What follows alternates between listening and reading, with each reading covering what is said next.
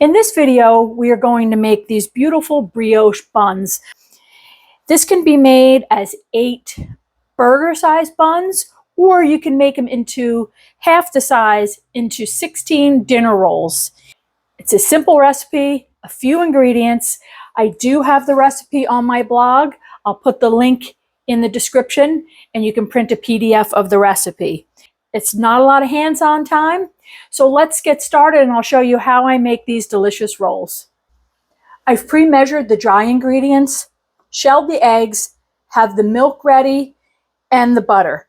All of these have to be at room temperature to make for everything to blend smoothly and effortlessly. And using the stand mixer is the recommended way to do this because it does make for kneading the dough more simple and also combines the butter very well. I've got the dry ingredients in here. It's 525 grams of all-purpose flour, 5 grams of yeast. I use whatever yeast I have on hand, whether it's rapid rise or standard yeast, either works fine. I will add in a teaspoon of sourdough starter once I get the dry ingredients going, 55 grams of sugar, and a teaspoon of salt, which is about 10 grams of salt, 3/4 of a cup of whole milk at room temperature, 3 eggs at room temperature, 6 tablespoons of butter at room temperature. You will need an additional egg for the egg wash, but that will come later. So let's start with the dry ingredients.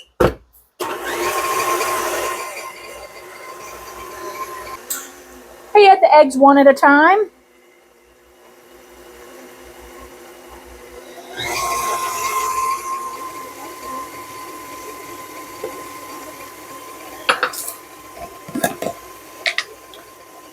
I add about a tablespoon of starter.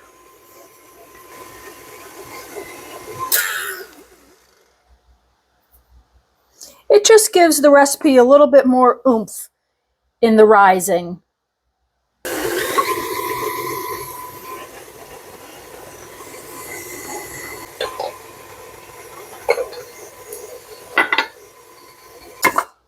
You will likely have to scrape down the bowl to get all of the dry ingredients incorporated.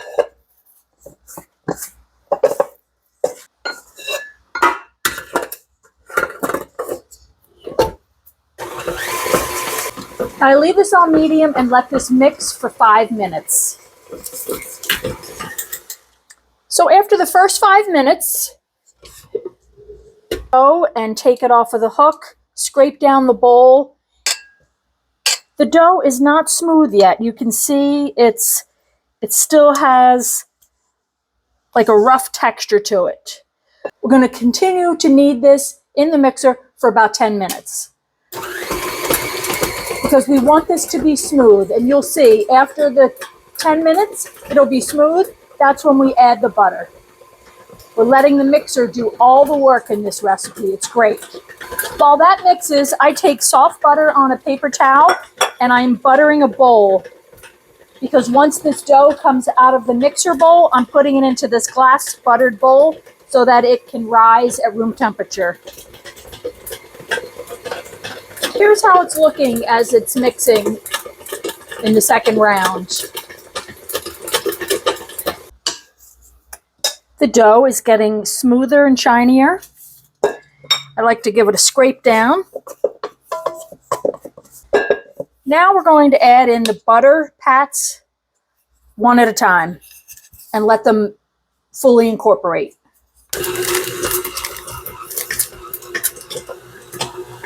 And the butter has to be soft for it to mix in.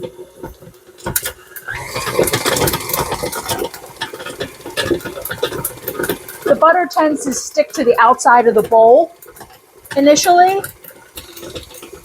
The butter is sometimes difficult to get mixed in there. It wants to stay to the outside of the bowl here.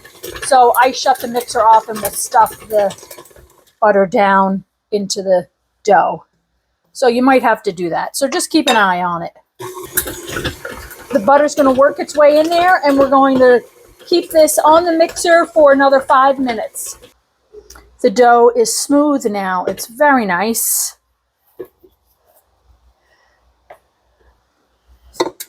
It's very smooth. I take my plastic bench scraper to scrape down the sides. The plastic is great because you can bend it to fit the curve, and you don't have to do any kneading or any additional handling on the counter. I just take it and put it into the buttered bowl.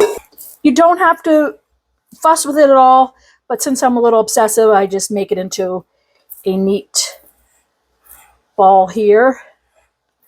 And now you cover it and let it proof at room temperature for about 1.5 to 2 hours. I'm using plastic wrap.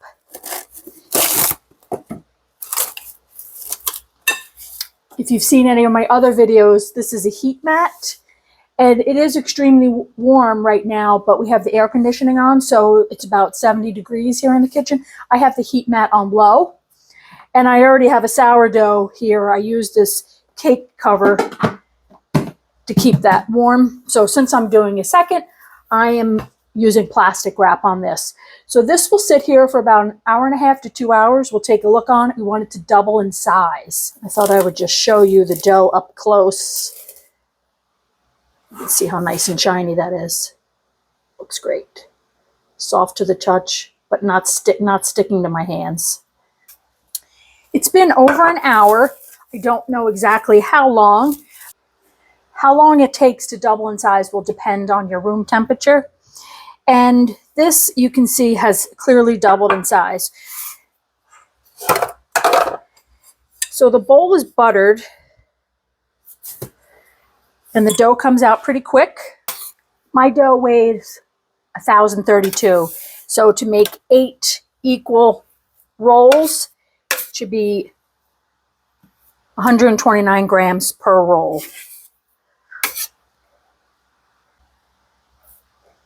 Okay, so that's my 8 rolls. And it doesn't matter if there are multiple pieces. The dough mixes beautifully together. I just like to I turn the dough all under, tuck it under, make a little ball.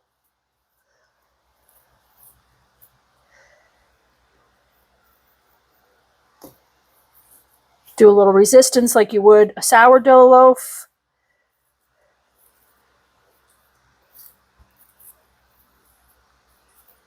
Doing this first, I'm going to roll them a little tighter once I get them all shaped.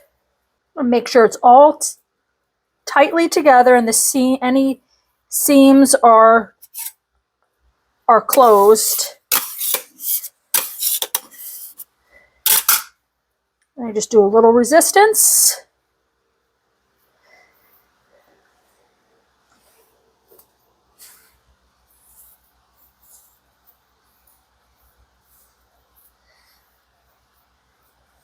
I strive to get a nice smooth top. I cover these. If you don't have a plastic lid, just use plastic wrap. I like this because it gives space here for the rolls to expand. I'm going to let them sit for at least an hour, maybe 2. Depending, I want them to get a little bit larger. So we'll take a look, and I'll keep an eye on the time. It's been a little over an hour,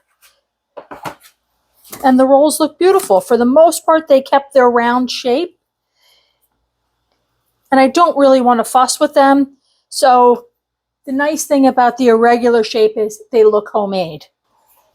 The oven is preheated at 350,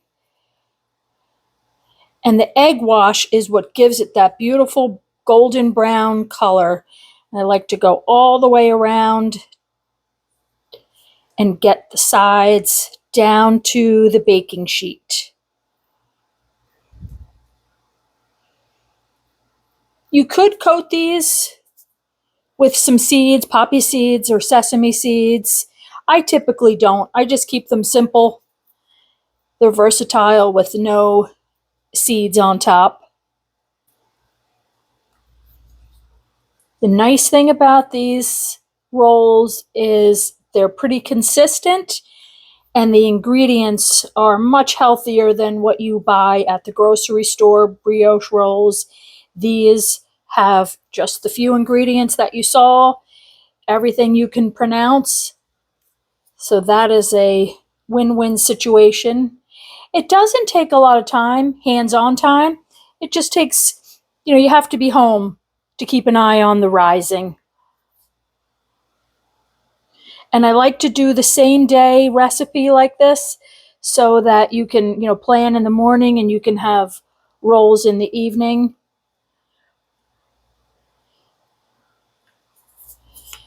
And that's it. They're going to go in the oven. And let's see, how long do they bake? They go into the oven for about 20-25 minutes. Here are the rolls, fresh out of the oven.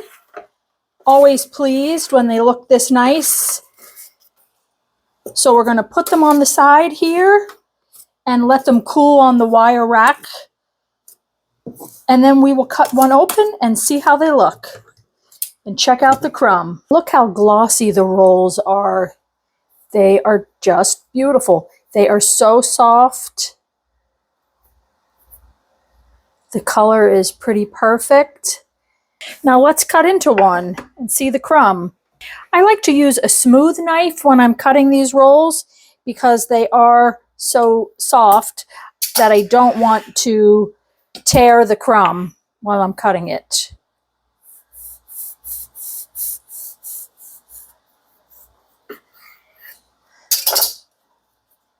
They are just light and airy inside. These freeze extremely well too. So what I do, if I'm not going to use them right away, I put them into the freezer bags and unsliced, and they defrost beautifully. It's a very simple recipe. So I hope you give it a try. Thanks for watching. Please like and subscribe.